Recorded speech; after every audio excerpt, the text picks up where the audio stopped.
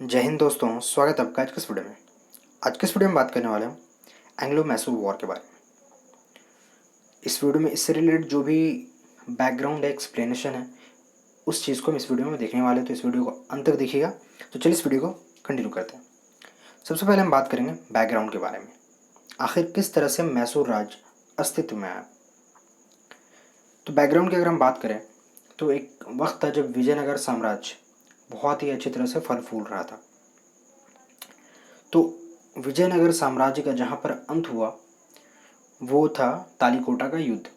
जब तालीकोटा का युद्ध हुआ तो उस वक्त विजयनगर साम्राज्य बिखर सा गया था, और उस बिखरे हुए साम्राज्य से एक ऐसा राज्य निकला जिनमें कई सारे राज्य निकले विजयनगर साम्राज्य के टूटने के बाद, जिनमें मैसूर भी एक हुआ करता था, आज है भी। तो उसके ऊपर बेसिकली वोडेयार वंश के शासकों का शासन हुआ करता था। वही लोग थे जो कि पूरे के पूरे मैसूर को चलाया करते थे। तो जो राजा थे, जो आखिरी वोडेयार थे, उनका नाम था चिक्का कृष्णराज, जिनका शासनकाल 1734 ईस्वी से लेकर के 1766 ईस्वी के बीच का था। अब वो कहते हैं ना कि मैक्सिमम टाइम राजा जिस तरह दिखता है वैसा होता नहीं है। कहने का मतलब है कई बार राजा सिर्फ और सिर्फ कठपुतली बनकर रह जाता है। तो यहाँ भी कंडीशन कुछ इसी तरह का था, जहाँ पर चिक्का कृष्णराज सिर्फ और सिर्फ एक कठपुतली थे, और जो वास्तविक शक्ति थी, चिक्का कृष्णराज के दो मंत्री थे जिनका नाम था नंजराज और देवराज। ये बेसिकली जो मंत्री थे वो भाई थे, और पूरे के पूरे मैसूर को संभालने की जो शक्ति थी, जो रियल पावर था, वो बेसिकली इन दोनों के पास ही था। तो ये तो हमने देख लिया बैकग्राउंड। अब हम देखते हैं किस तरह से तख्ता पलट हुआ। ठीक है, तो हम सबसे पहले देख लेते हैं हैदर अली के बारे में। ठीक है, तो हैदर अली के बेसिकली बहुत ही छोटे गांव से बिलोंग करते थे।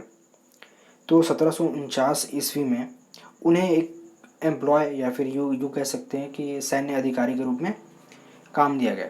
ठीक है, तो जिस तरह से उनका प्रोग्रेस चल रहा था, तो इस चीज़ से प्रसन्न होकर के नंजराज ने 1755 ईस्वी में उन्हें डिंडीगुल का फौजदार बना दिया, यानी कि सेना का मुख्य।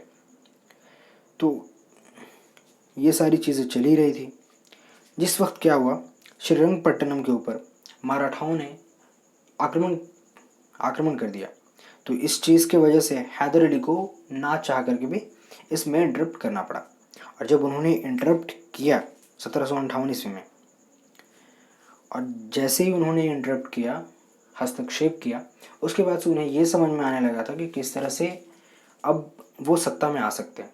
तो इसके लिए उन्होंने सबसे पहले बहुत अच्छी खासी प्लानिंग की, और उस प्लानिंग के अकॉर्डिंग उन्होंने क्या किया, जो भी दो मिनिस्ट्री थे, मंत्री थे, देवराज और नंजराज, उन दोनों को इतना मजबूर कर दिया कि उन्हें संन्यास लेना पड़ा। और उन्हें उनके संन्यास लेने के बाद जो पूरी की पूरी मैसूर की शक्ति थी वो 1766 ईस्वी में हैदर अली के पास पहुंच गई। तो हम देख सकते हैं कि किस तरह से एक अधिकारी से लेकर के शासक बनने तक का सफ़र कितना षड्यंत्रपूर्ण हो, या फिर हार्डवर्क हो, पेशेंस हो, परसिस्टेंस हो, ये सारी चीज़ों के बाद हैदर अली को पूरे के पूरे मैसूर का वास्तविक शक्ति बन करके उभरे हैदर अली।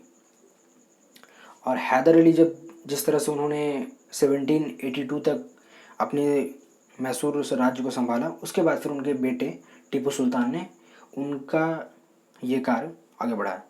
तो आज के इस वीडियो में बस इतना ही था। जाहिर सी बात है ये वीडियो बहुत छोटा है।